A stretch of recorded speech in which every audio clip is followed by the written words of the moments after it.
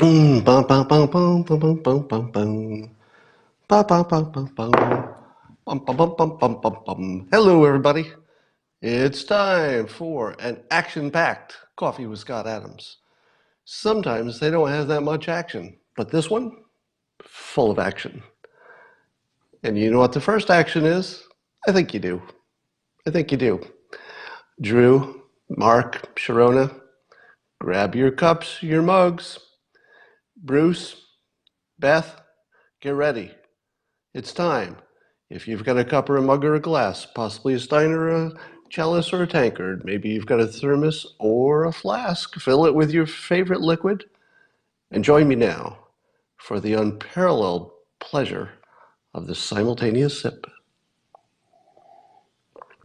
Mmm, delicious. I've got a whole bunch of things to talk about today. It's a fun news day. Let's get to it. Let's start with the most important issue of the day, and I think you would agree this is the most important issue. I got my copy of Trump Space Force. Now, this is from Chuck Dixon, Timothy Lim, and Brett Smith. Trump Space Force. Now, I may be biased because there's a character in there that looks a lot like me. Boop. Wait, does that look like me? Yeah, kind of looks like me. Strangely enough, in the age of Trump Space Force, people still wear glasses.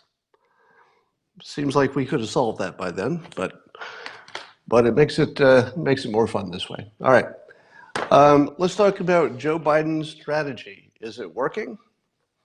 You know Joe Biden's strategy, right? His strategy is to be boring and not get on television. Well, so far, Biden's strategy of not being seen by people is working really well because he's leading in the polls, so, at least for the Democrats. And he's also leading in conceptual matchups against Trump.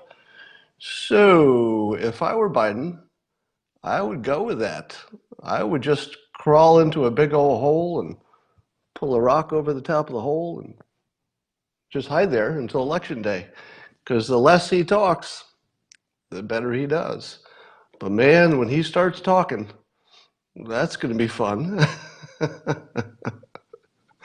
Anyway, I just wanted to note that Joe Biden's continued lack of being in public is working really well for him. I've got a question for you. So we keep watching in the press that old Nads, Jerry Nadler, keeps trying to get Trump's taxes. Have you ever considered what would happen if there's nothing interesting in his taxes?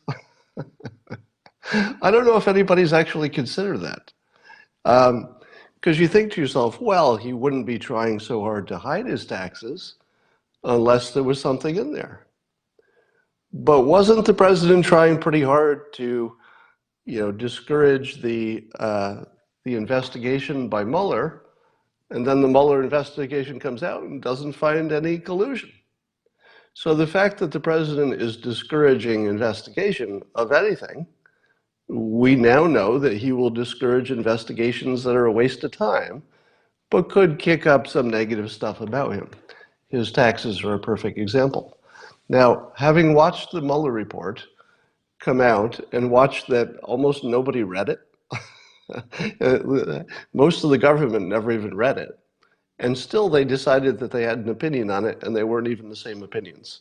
So people read it and said, well, I guess he's exonerated. Other people read it and said, wait a minute, this is clear grounds for impeachment. Do you think that if we ever see Trump's tax returns, that it would be any different from the Mueller report? It would not. No matter what those taxes say, the Democrats will say, look, there's proof of God knows what. And no matter what those taxes say, Republicans will say, there's nothing there. If there had been anything there, the IRS would have caught it, or that's business as normal, or it's telling us nothing.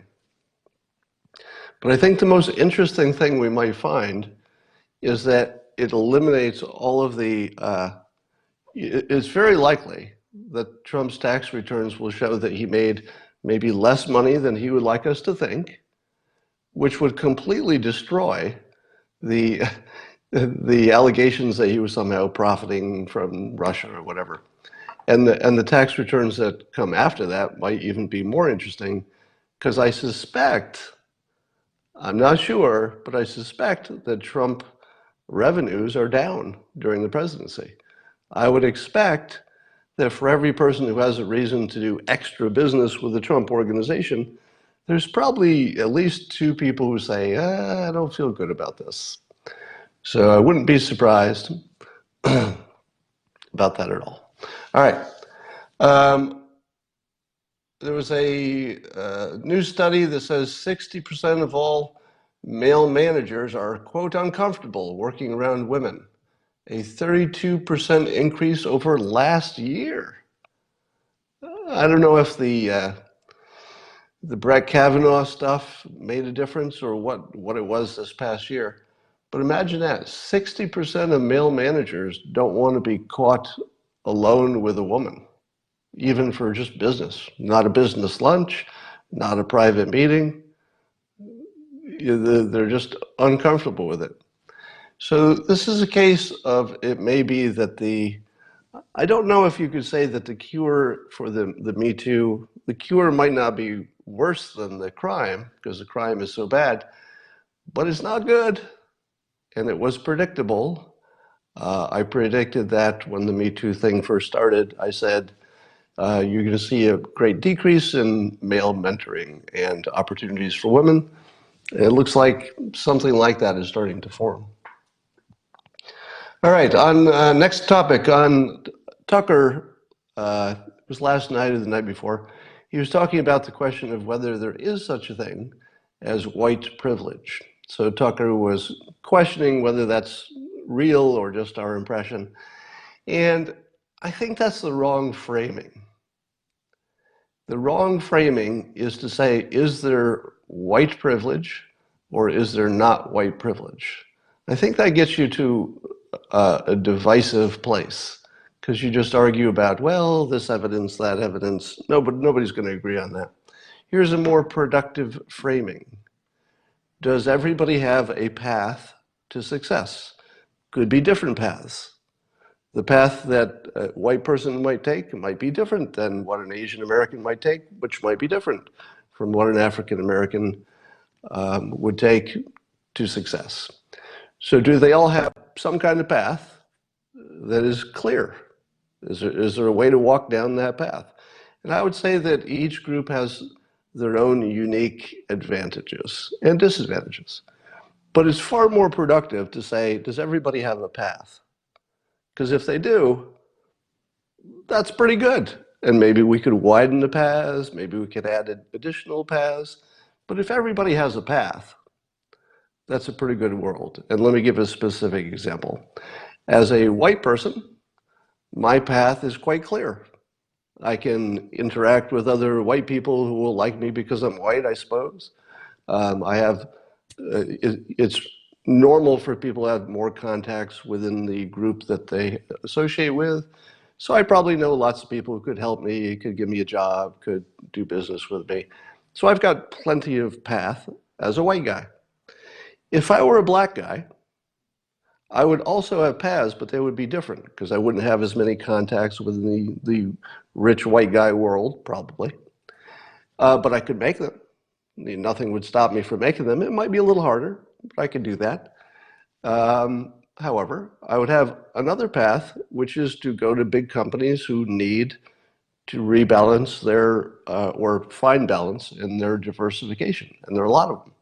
So there are lots of places you could go where being black would be an advantage, because there are big companies who are saying, please, please, please come work for us. We want qualified black employees because we need to work on our diversification. And it really, really does matter to these big companies.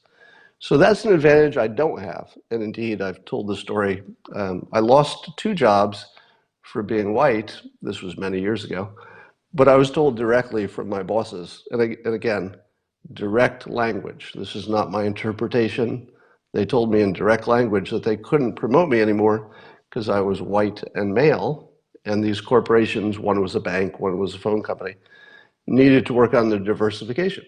And the managers were being graded on whether they were doing that well or not, and promoting me would work against my manager's interests. And they told me that directly in clear language, can't promote you because you're white and male. Now, did I go cry? I did not.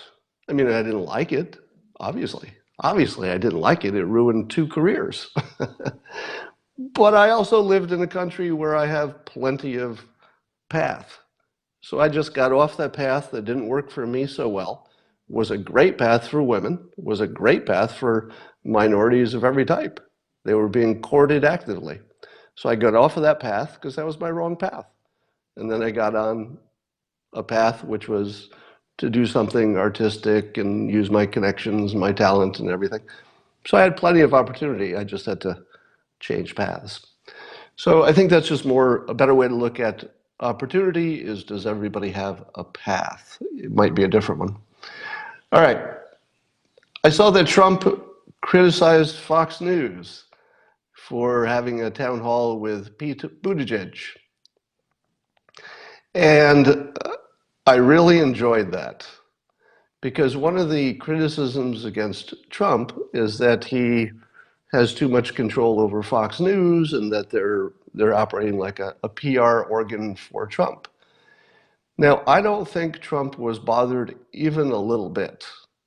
Just a guess. I'm just speculating. I'm not a mind reader, so I could easily be wrong. But my guess is that Trump did not care too much about whether Pete Buttigieg had a town hall on Fox. But by criticizing Fox News for giving attention to the other side, it's really good for his brand because it acts against the criticism that Fox News does whatever he wants, and it acts against the criticism that they're joined at the hip.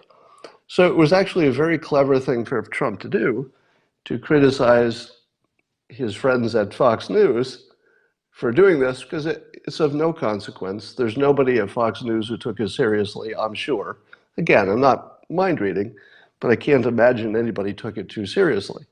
So it works against the rumor that he has Fox News under his control. At the same time, it wasn't really a criticism anybody's going to take seriously. So I thought that was a good play in terms of persuasion. All right, we've got more boring lawyer news. So the criticisms against Trump often boil down to boring lawyer news. For example, Nadler is maybe going to hold lawyer McGahn in contempt. Lawyer news. Or there's something about Jay Sekulow telling telling Cohen something. It's a lawyer who talked to a lawyer and they disagree about what was said. Lawyers talking to lawyers. Don't care. All right.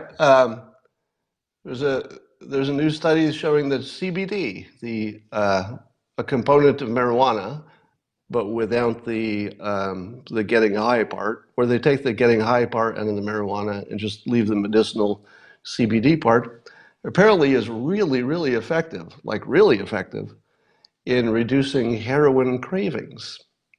So they tested a legal CBD product, one that's in a package and sold by a real company, and they found there was a tremendous difference. They take the THC out. Tremendous difference in heroin cravings. That's a big deal. That's a really big deal. Somebody's saying that it's a hoax because of the placebo effect, but they had a control group. So the control group found no differences. The CBD group saw differences. And I don't even know if it matters if it was a placebo. Does it? Does it matter if it was a placebo? Because it would work just as well as a placebo. But I suspect it was real. All right. Representative Matt Gaetz says the secret unreleased transcripts from Papadopoulos are going to be real interesting and show there was an illegal conspiracy, well, not an illegal conspiracy, but the Papadopoulos information will tell us something exciting about how the deep state was really doing something bad, creating the investigation about Russian collusion. I'm not sure I totally believe that, but we'll see. And here's why I say I don't totally believe it. It's not that I think Matt Gaetz is not credible, because I think so far, I don't believe he said anything in public that I'm aware of that was questionable. So I think he's credible so far. But when you talk about what George Papadopoulos did or did not say in some conversation, I think it's going to be ambiguous. And Gaetz even mentioned that people are going to say, well, maybe Papadopoulos knew he was under investigation. So when he claimed that he was not involved in any collusion, maybe he already knew he was being watched, which is possible. But as Gaetz points out, somebody having a private conversation insisting that they are innocent is evidence that should have been presented to the FISA court, which was not. And apparently the FISA court application requires that you show evidence on both sides, that you not be a partisan, that you show any exculpatory information. But how exculpatory these secret recordings and transcripts of Papadopoulos are, I would say they may not be as exculpatory as you want them to be, but probably a little bit exculpatory. And there will be a real reason why, or there will be a real question about why they were not included. I think that'll be interesting. So we're back to another news story, changing topics slightly, about the meanings of words and who said what words. So apparently Loretta Lynch has gone on record saying that she never told Comey to call the Hillary Clinton email investigation a, quote, a matter. So now it's being reported that Loretta Lynch or Comey lied, because Comey says Loretta Lynch said, call it a matter, not an investigation. Loretta Lynch says, I never said anything like that. So here's what Loretta Lynch says she said, that she says is different from telling Comey to call it a matter. Listen to this. When the director, I'm talking about Comey, so this is Loretta Lynch saying this, and she's talking about the director being Comey. When the director, Comey, asked me how to best handle that, I said, quote, what I have been saying is that we have received a referral and we are working on the matter, working on the issue, or we have all the resources we need to handle the matter, handle the issue. So that was the suggestion that I made to him. Loretta Lynch never told Comey to say matter. Now, when you read what Loretta Lynch says, and then you read or hear what Comey said she said, are they that far apart? Because it's being reported as, one of them lied or the other one lied, because they have opposite stories. But are these opposite stories?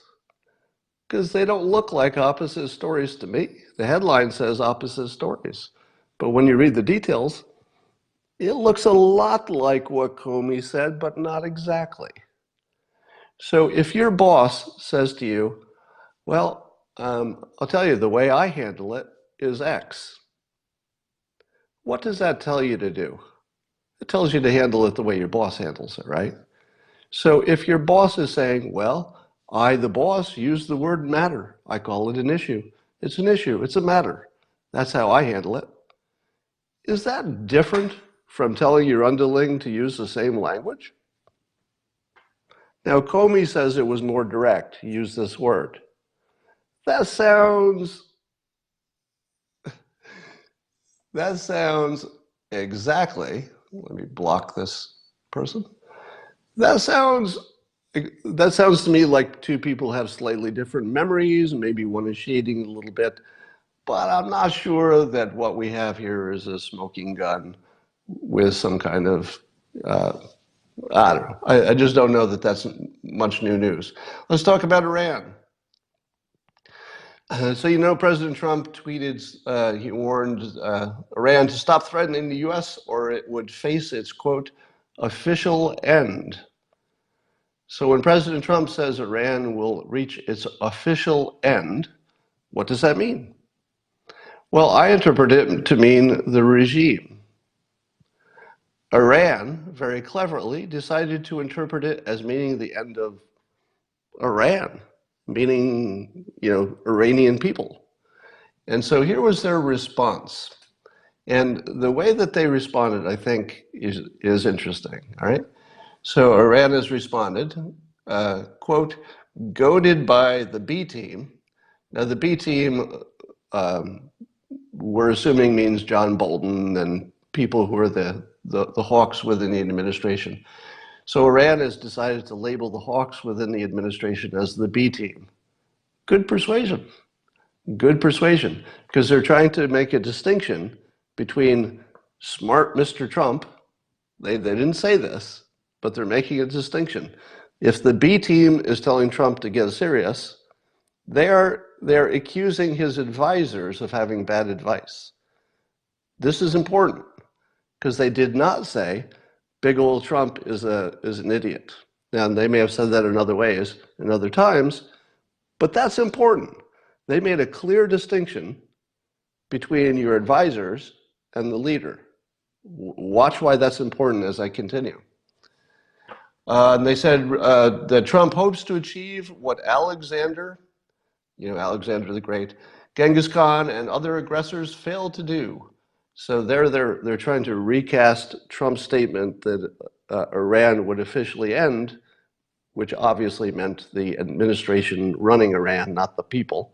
Iran has tried to recast that as, others have tried to destroy Iran, but they did not succeed. To which I say, how many leaderships has Iran gone through since Alexander the Great? I would say that there's been a lot of changes of leadership, probably. So I don't know how they can claim that Iran has always been here when they have a newish leadership that overthrew the Shah. All right, and then they went on and said, this is the Iranian response to Trump. Iranians have stood tall for millennia, while aggressors all gone. And then they say, hashtag economic terrorism and genocidal taunts won't, quote, end Iran. So that was the Iranian foreign minister, Javad Zarif. And then he said later, try respect, it works. Try respect, it works. Here's what's interesting. So I've talked about how President Trump has continuously done the same framing with North Korea, with China, with Russia, which is to treat the leaders with respect and to offer to talk to them, having no boundaries about conversation, which is probably the smartest thing this president has brought to the presidency, is he'll talk to anyone. That's by far, historians are going to say, okay, that was the best thing he ever did. He brought that respect the leader, negotiate as hard as you need to with the country, but show respect for the leader or else you don't get anywhere. So what do the Iranians say? Try respect, it works. That is not the kind of language you use if you're looking for a war. That is the sort of language you use if you're looking for a negotiated settlement. Now, they might be looking for a negotiated settlement while they continue to do things that fund terrorists, so you have to be careful about what that means. But it's a pretty clear signal that they would rather show some respect and maybe talk. So I'm interpreting this as the Iranian regime keeping the door open to a conversation. It sounds like the doorway to that conversation involves the president showing explicit respect for the administration.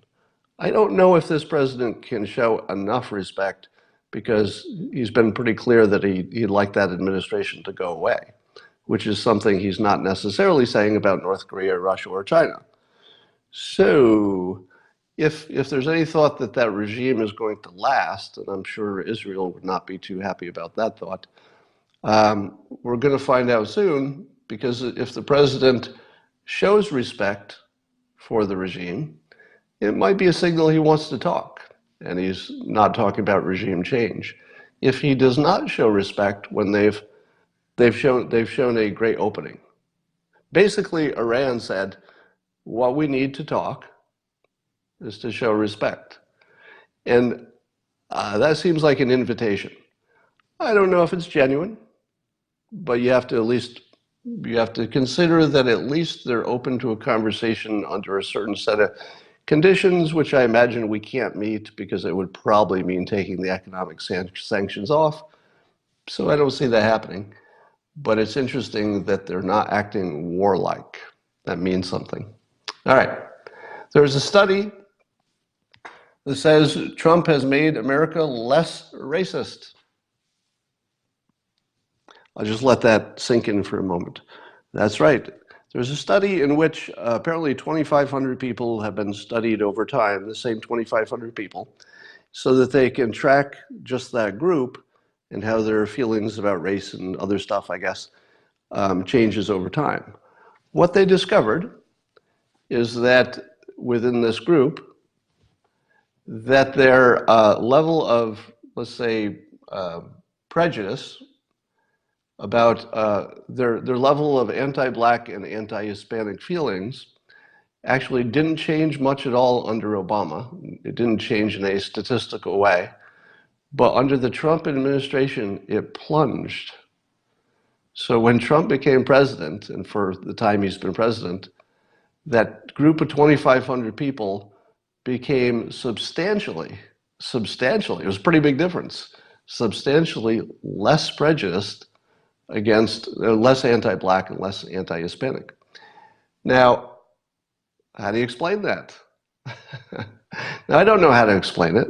The first thing you have to ask yourself is this some kind of reproducible study?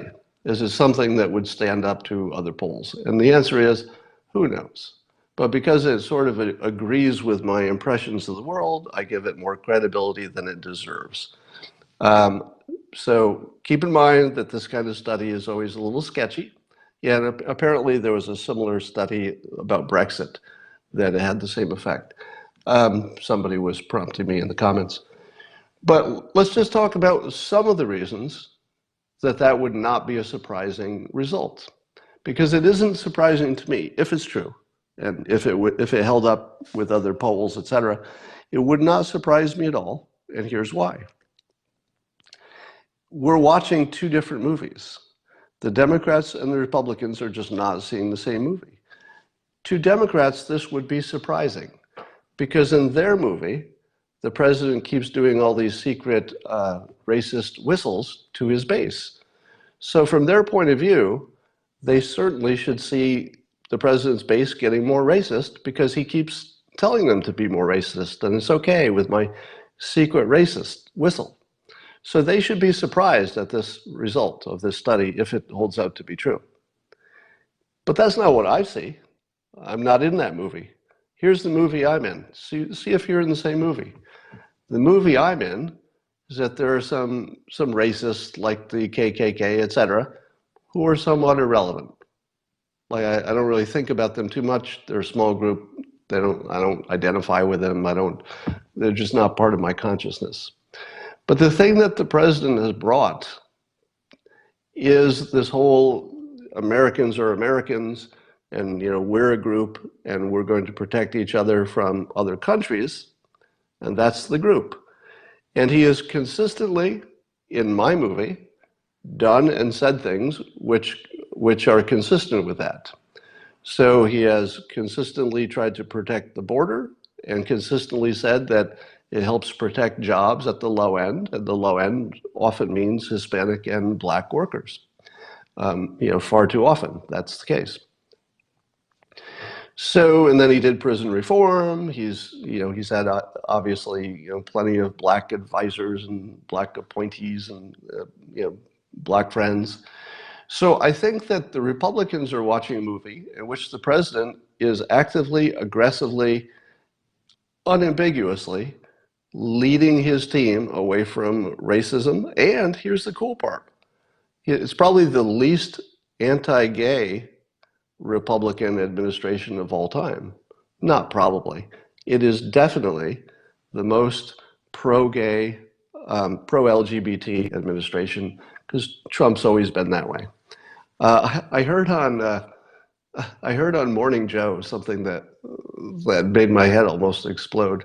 I don't know when he said it, but Morning Joe was making the case that before President Trump ran for office, that everyone knew he was pro-LGBTQ, and everyone knew he wasn't a racist.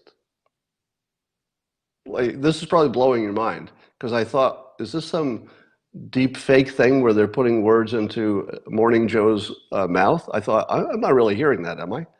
So Morning Joe said everyone who knew Trump knew he wasn't anti-gay and wasn't a racist. But Morning Joe says, this is Joe Scarborough, says this is his interpretation of what happened. He says that the president started pretending he was a racist to win the election. Is your head exploding yet? Nothing like that happened. Not in my movie. In my movie, the press tried to paint the president as a racist because it was good for their team. I didn't see anything like that. In my movie, the president didn't go from totally not being a racist and totally not being anti-LGBTQ to becoming suddenly the opposite, or pretending to be the opposite. I didn't see that. I didn't see anything like that. So that made my head spin when even Morning Joe is saying that in his heart, he's not a racist and he's not anti-LGBTQ, because he never was. He's just pretending to be that way. Oh my God. Oh my God. He's just pretending to be that way? No, he's not. When he says he's going to be tough on immigration, he's being tough on people who are not already in this country. But when he's talking about people in this country, he starts talking about prison reform because it's this country. All right. So that's one reason. What if the reason that there's less racism is that Trump is a good leader and has convinced the GOP to be less racist because their frame should be Americans versus the world? And he's very clear, everybody's an American if you're a citizen. It doesn't matter what color you are, it doesn't care about your gender, sexual orientation, doesn't care. It's just America.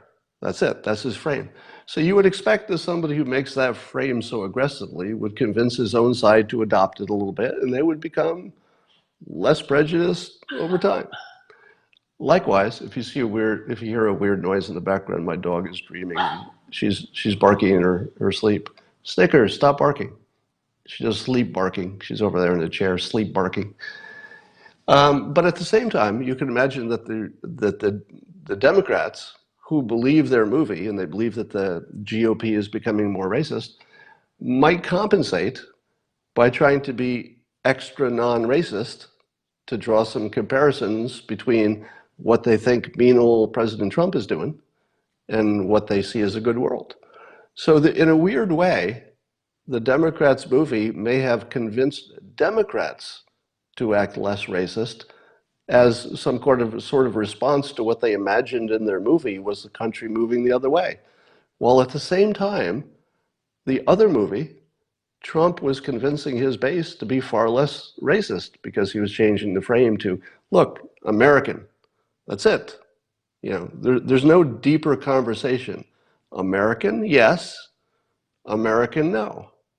If you're American, yes, I don't give a damn what you are. If you're obeying the law, you're A+.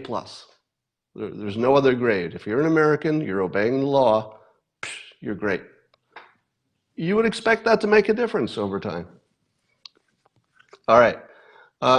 As other people have said, the study focused on the degree of anti-Black and anti-Hispanic bigotry. It did not ask, is there more bigotry against white people? Because I think that probably would have been up. Don't know, but I think it'd probably be up. They did not ask if there's more bigotry against Asian Americans. because they've been so successful? Probably yes. Might be a little more of that. They did not ask if there is more violence, more racist violence. Could be. It would not surprise me at all if the Democrat movie that says the president is a racist and tries to frame everything as a racist, this or that, it would not surprise me if that created more crazy people doing racist stuff, mass shootings, etc. Wouldn't surprise me at all, but it would still be compatible with normal people not having those views. So crazy people can be triggered at the same time. And it may be that Obama was racially divisive, and that anything but Obama would have shown a decrease. So I've said before that bigotry has decreased pretty much every year of my life. Apparently it didn't decrease under Obama, which surprises me. I thought it would have, but it didn't. And it could be that anybody who wasn't Obama may have reduced people's worrying about race. So there's a lot of reasons. We don't know the list. All right. I want to give you a little persuasion on nuclear energy. I'm going to give you a quick lesson on it. I saved this to the end, so I might edit this part out and make it a special little part on nuclear energy. So I'm going to act as though I'm starting a new Periscope, even though I'm in the middle of a Periscope, because I might edit this part out and make it its own thing. Okay, I'd like to talk about persuasion in the service of nuclear energy, trying to get the country to understand that nuclear energy is a practical and safe and probably the only solution for climate change if you're worried about it. And if you're not worried about climate change, it's still something you should do because it's good for the world, it's good for poor people, it lowers the cost of energy, etc. So I think we should drink to that. Pick up your mug, have a sip. Now, I'm going to give you some tips because I sent out a tweet in which I tweeted a little spreadsheet. And if you go to my Twitter feed, Scott Adams Says, and you look at the pinned tweet, you can follow along if you have another device to watch this on. Otherwise, I'll give you the high points here. So the idea was that I was trying to figure out the easiest way to convince the population of the United States, maybe the world, but focusing on the United States, getting them to understand the question of nuclear energy. What's the risk? What's the payoff? What's good? What's bad? Because it's a real complicated thing, and people who try to tiptoe into it will get overwhelmed with details. And I thought to myself, what I'm good at is simplifying. I used to do this for a living, make presentations about complicated things and try to simplify them so decision makers know the key variables. I'm going to do that for you. If you saw my spreadsheet, I won't show it to you here because you can look at it. But basically, I showed a chart that showed the generations, generation 1, 2, 3, and 4 of nuclear. I showed how many plants have been built. I showed how many people have died from accidents. And you can see that generation 1 was terrible. You can see that generation 2 killed a bunch of people, but only with one accident. And it was the Chernobyl plant, which, as it turns out, you would never build a plant like that. And none of the other generation 2s had any deaths. So even generation 2 had exactly one death-creating event, and nobody would ever build a plant like that. Even if they were building a generation 2 plant today, they wouldn't build it like Chernobyl. They wouldn't run it by Chernobyl. That was an outlier. Now remember, that's just generation 2. Generation 3 is what people would build if they started today. So far, there are 0 deaths from generation 3 plants, but there aren't as many of them, and that's part of the context. And then generation 4 is under development in Russia and China in particular, and that design would get you down to not even possible to have a big meltdown event. So that technology would make it impossible, even safer. But I want to show you, so the spreadsheet is pinned to my Twitter feed at the top. So if you go to Scott Adams Says, it's the top tweet, and you can see the details there. But I want to tell you what persuasion methods I used, because I know a lot of you watch for that. All right, the first persuasion method I used was on myself to do this. This is one of the most important persuasion techniques you'll ever hear in your life. When I thought about putting this together, I said, oh my God, that's going to be a lot of work. I have so many other things to do that I want to do. How am I ever going to create this simplified chart to help people understand nuclear energy? And so I did what I recommend that you do when you find yourself in this, it's too hard, how do I get started? I just got started. I did the bad version. If you can't convince yourself to do something that's big and hard and you want it to do it right, your alternative is to don't start, don't do anything, or put in more energy than you want to. Don't do either of those things. Instead, find the smallest thing you're willing to do and then do it. Even if the smallest thing you're willing to do is to send somebody an email and say, hey, do you have some information? Once you start with the smallest thing, the next day you can say, well, I'll do one more small thing. You eventually find that you get yourself a little bit pregnant and you create some momentum simply by starting small. So I write more about this in my upcoming book, Lose or Think. But the best persuasion you'll ever give yourself is start small and do the first little thing that you can do. Don't imagine the whole thing that you have to do, all right? So when you look at my chart that I just told you I put on Twitter, you will notice it doesn't look very good, that it's not pretty. That's okay, because people in the comments are saying, hey, this number should have an asterisk on it. You should include this fact, add this little context. That's great. They're telling me how to improve it. If you want advice on how to do something right, first, do it wrong. Works every time. If you want free advice on how to do something right, do it wrong in public. I do this all the time. You have to learn to have no shame. That's part of the process. But look at all the free advice I'm getting. Look at the comments on that. Now, this is an iterative process. All persuasion is if you do it right.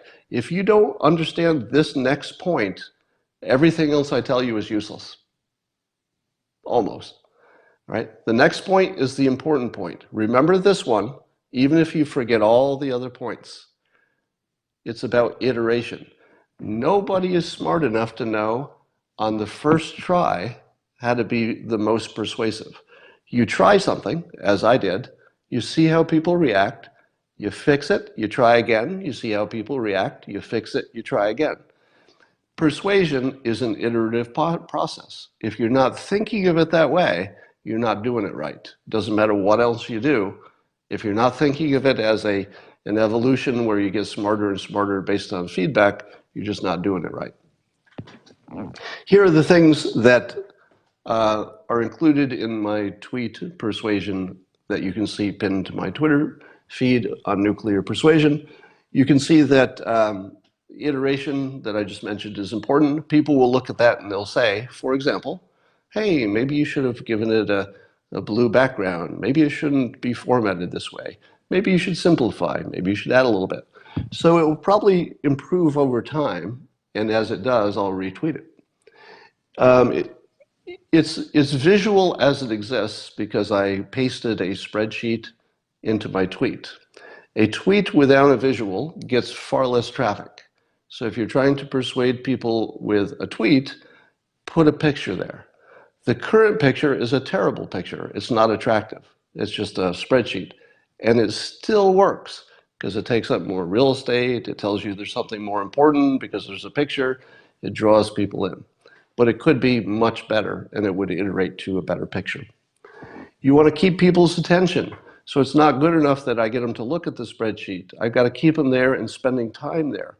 The more time they spend grappling with the data, even if the reason that I keep them there is that they're trying to understand it, whatever the reason, if I can keep them on there, the more time they spend thinking about it, the more important they will imagine it and the more they will remember it. So getting people to pay attention to it is important. So I could have made my spreadsheet simpler, and then people would have spent less time on it. I could have made it more complicated, and then people would be discouraged from spending time on it. The sweet spot is that people say, hey, that looks simple enough that I could get the idea. And then they look at it and they go, oh, I get the idea, but I still kind of want to look at some other stuff here. There's enough there to keep them interested for half a minute, which is way better than keeping them interested for 10 seconds. So the level of complexity is part of your persuasion. You want a little bit to keep them there, but not too simple. You want repetition, and you'll see that if people retweet it, people will start seeing this same presentation more and more. The more they see it, the better. Simplicity, as I mentioned, it's got to be simple enough for people to read it and get the basic idea. And then those people go forth as advocates because they're now armed with some good context. So they can now talk about this topic in a way that they couldn't before. So I keep it simple so that the message can travel. It can spread into more brains, come out of more mouths. It's automatically more viral if it's simple, but not too simple. Contrast is the primary persuasion tool that I use. I first contrast generation 1 to 2 to 3 to 4. So the first message is, if you don't understand that the current nuclear technology is completely different from the early generations, you're not up to speed. All right. So I contrast not only generations of nuclear, so you can see the new stuff is good. I also contrast it to other ways that people die. So if you can see that a few dozen people dying or one person dying from nuclear, you compare that to how many people died on bicycles, how many died in drowning in pools, how many died from automobile accidents. Most of the accidental deaths are big numbers. You know, bicycles, I think, are 2,500 a year. 2,500 people a year die on bicycles. The most that the biggest nuclear disaster was 39 people, and that was Chernobyl, and we would never build one like that again, right? And even in Fukushima, the people who died were escaping it, and they didn't die from the explosion itself. All right, the other persuasion is, I started in my tweet, I said that there's bipartisan support. Now, when you tell people that there's wide bipartisan support, you're saying other smart people think this is a good idea, and that's a good thing. So if people think everyone else agrees, it biases them toward thinking, well, maybe I should agree. Everybody's on this team. I also called it bipartisan support so that people who are team players and would never cross to agree with the other team can still like this because their team likes it. So it's very important to say your team likes this, because people may not go beyond that. For at least 80% of the country, if you say, hey, Democrats like this, the Democrats will say, well, then I like it. Same with Republicans. You just tell them that their team likes it and suddenly they like it. There have been plenty of studies to suggest that's true. So tell people their team likes it, because it's true. Not the entire team, but even AOC said she's open to nuclear. If you have small errors, and I put errors in quotes because maybe an imperfection is not exactly an error, maybe something you could have clarified is not exactly an error, just something you could have done better. But if you leave some imperfections in your presentation, people will spend more time engaging. If those imperfections are not core to your message, you actually improve your persuasion by having errors. This is something that the president does to perfection. He will say something that's not quite exactly true, or maybe there's a fact check that you question, and by spending time questioning the small fact, you've spent more time with the main message. And that's the win. You want people to spend more time with the main message, even if they're debating some trivial part of it. So that's good. Intentional small errors. Now, there are no intentional small errors in my graph that I put together, but I am smart enough to know, because I've done this sort of thing enough for long enough, that there must be small imperfections, things that people will disagree with. So I didn't engineer it in, but I knew it was there, and it's part of the persuasion.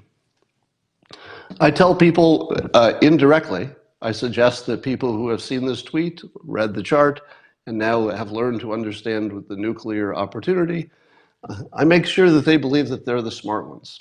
Because if you tell people, hey, look at this, in 30 seconds you're going to be smarter about a major topic, people like that. People like to feel smart. That's a real draw. So I give them an opportunity to feel smart. That's good persuasion. The hero opportunity. This is very important to making something viral. The reason I put it all in a tweet is the hope that other people would tweet it. So in order to be tweetable, it's helpful to create the hero opportunity. The hero opportunity is, for those of you who read my tweet, you say to yourself, hey, if I retweet this or send it to somebody I think could use it, I'm making the world a better place. I'm actually improving the world.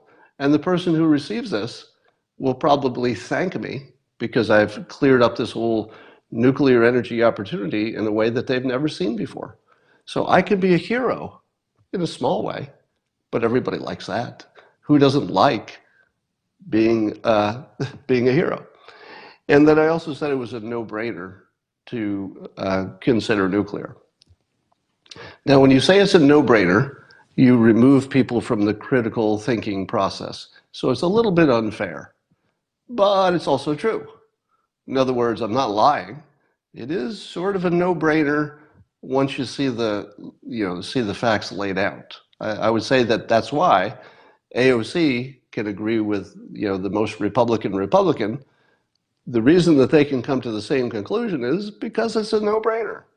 The only people who are disagreeing are the people who haven't quite come up to speed with the fact that the newer technologies are as good as they are.